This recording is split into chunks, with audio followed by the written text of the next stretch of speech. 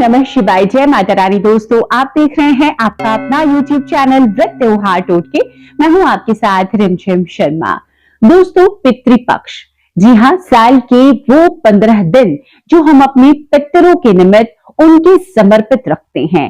ये 15 ऐसे दिन होते हैं दोस्तों, जिसमें अपने पितरों को प्रसन्न करने के लिए, अपने पूर्वजों को प्रसन्न करने के लिए हम तर्पण करते हैं, उनके निमित्त पिंडदान करते हैं, उनके निमित्त दान पुण्य के कर्म करते हैं, जिससे हमारे पितर हम पर प्रसन्न हो सके और अपनी कृपा दृष्टि पूरे साल हम पर बनाए रखें।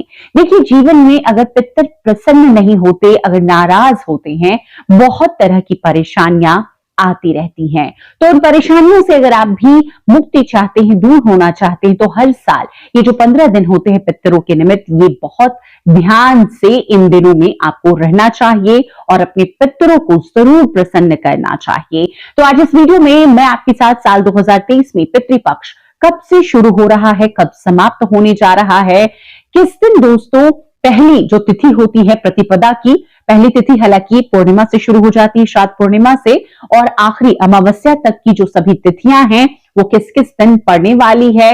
आगे मैं और भी वीडियो शेयर करूंगी कि किन तिथियों में किनका श्राद्ध करना शुभदायी फलदायी होता है। तो इन सभी तिथियों में हमें क्या करना चाहिए और इन पितृपक्ष के दिनों में हमें ऐसे वो कौन से कार्य हैं जो भूलकर नहीं करनी चाहिए, ये सभी जानकारियां आपको इस वीडियो में प्राप्त होने जा रही है। तो वीडियो को अंत तक जरूर देखिएगा। अगर आप भी चैनल पर पहली बार आए हैं, इस तरह की जानकारियां आपको भी अच्छी लगती है, तो चैनल को सब्सक्राइब भी जरूर कर लीजिए। वीडियो पसंद आए तो लाइक करना मत भूलिएगा। दोस्तों, पितृपक्ष, देखिए, शुरुआत हो जाती है भाद्रपद मास की पूर्णिमा तिथि से, जिसे हम श्राद्ध पूर्णिमा कहते हैं, और समाप्त होती है ये अश्विन मास की अमावस्या तिथि को। तो 15 या 16 दिन मान लीजिए, लेकिन इस बार जो पितृपक्ष है वो 15 दिनों का ही है, क्योंकि दोस्तों भादो जो पूर्णिमा की तिथि है और प्रतिपदा की जो अश्विन प्रतिपदा की तिथि है वो एक ही दिवस में पड़ रही है। तो शुरुआत जो पितृपक्ष की है वो 29 सितंबर भादो पूर्णिमा से हो रही है। इसी दिन प्रतिपदा की भी तिथि है और इसका समापन होगा 14 अक्टूबर को, जिस दिन है अश्विन मास की अमावस्या की तिथि। दोस्तों, अब सारी जो तिथियां हैं मैं आपके साथ शेयर कर देती हूँ, कौन से डेट में कौन सा श्राद्ध इस बार पड़ रहा है। तो ये सभी तिथियां आप नोट कर सकते हैं। दोस्तों, अब श्राद्ध की आगे मैं आपको सभी तिथियां बताऊंगी।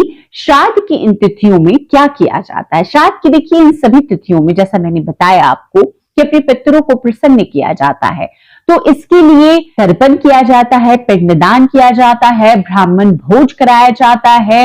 पितृपक्ष में ऐसा माना जाता है कि पितर किसी भी वेश में आपके दरवाजे पर आपके सम्मुख आकर खड़े होते हैं, तो आपको किसी को भी इन 15 दिनों में निराश नहीं करना। पितृपक्ष में अगर कोई भिखारी मिले आपके दरवाजे पर, कोई आपसे भोजन मांगे आकर, तो आपको उन्हें भोजन जरूर कराना चाहिए। जैसे आपके आंगन में कोई पक्षी आ जाए तो पशु पक्षियों को भोजन कराना भी बहुत शुभता लेकर आता है आपके जीवन में। पितृपक्ष के दिनों में ऐसा बताया गया है कि पत्तल में आपको भोजन करना चाहिए, इन दिनों आपको भूमि पर शयन करना चाहिए। तो बहुत तरह के नियम हैं, उन नियमों को भी मैं आगे आपके साथ वीडियोस में शेयर करूंगी। तो दोस्तों, अब वो तिथियां नोट कर लीजिए। देखिए, जिनका भी सबसे बड़ी जो मुख्य बात होती है कि आपके पूर्वजों में जिनका जिस भी तिथि में निधन होता है, उसी तिथि में हम उनका श्राद्ध करते हैं।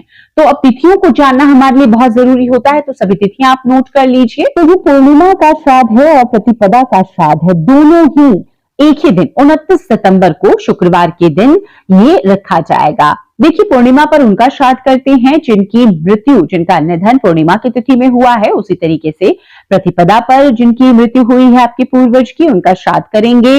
तृतीया की जो तिथि है वो 1 अक्टूबर को है, तृतीया श्राद्ध, और चतुर्थी का जो श्राद्ध है वो 2 अक्टूबर को पड़ेगा। पंचमी का श्राद्ध 3 अक्टूबर को है, षष्ठी का श्राद्ध 4 अक्टूबर को, सप्तमी 5 अक्टूबर को है, अष्टमी का श्राद्ध 6 अक्टूबर को है, नवमी का श्राद्ध बहुत महत्व रखता है, इसे मातृनवमी श्राद्ध भी कहते हैं, ये 7 अक्टूबर को है, दशमी का श्राद्ध दोस्तों 8 अक्टूबर को, एकादशी श्राद्ध 9 अक्टूबर को है, मघा श्राद्ध 10 अक्टूबर को है, द्वादशी का 11 अक्टूबर को, त्रयोदशी श्राद्ध जो है वो 12 अक्टूबर को पड़ेगा, और चतुर्दशी का श्राद्ध 13 अक्टूबर को रखा जाएगा।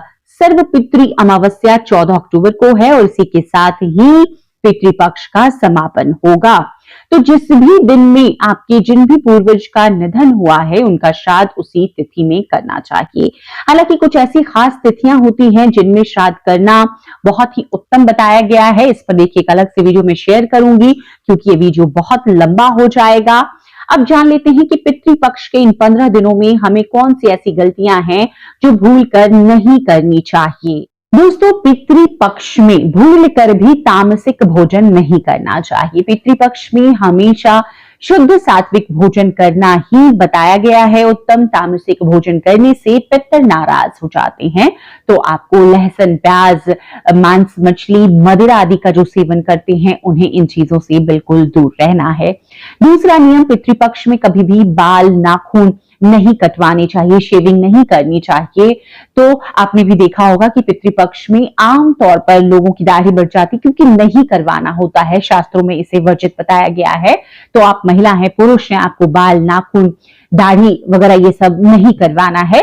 तो इन 15 दिनों में आपको इस नियम का भी खास ख्याल जरूर रखना है। दोस्तों, पितृपक्ष के दिनों में जो अगला कार्य, कोई भी शुभ मांगलिक कार्य आपने भी गौर किया होगा नहीं किया जाता है। तो आपके घर में भी इस तरह का कोई भी शुभ मांगलिक कार्य होना है तो पितृपक्ष के इन 15 दिनों में आपको कोई भी मांगलिक कार्य अपने घर में नहीं करवाना है।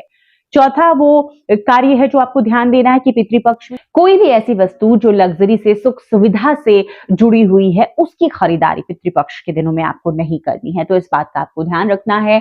जरूरी कुछ ऐसी चीजें हैं घर के लिए, वो आप ले सकते हैं, लेकिन ऐसी वस्तुएं जो कि सुख सुविधा से जुड़ी हुई है वो आपको नहीं लेनी चाहिए। ऐसा करने से भी पितृ बताया जाता है कि नाराज हो जाते हैं कि हमारा ध्यान ना करके अपनी सुख सुविधा में उनके जो बच्चे हैं वो लगे हैं। तो पितरों को प्रसन्न करने के लिए आपको इस भी चीज को मानना होगा। पितृपक्ष के दिनों में कभी भी घर आए किसी भी आगंतुक का, चाहे वो पशु हो, पक्षी हो, कोई इंसान हो, उसका अपमान नहीं करना, हमेशा उसे संतुष्ट करके भेजना है।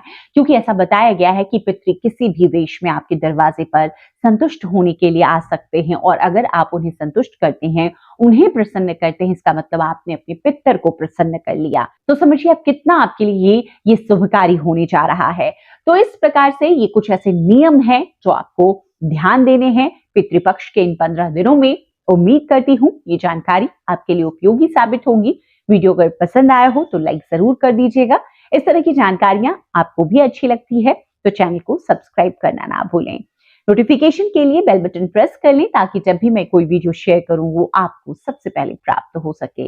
वीडियो देखने के लिए बहुत बहुत शुक्रिया। जय माता रानी, हर हर महादेव।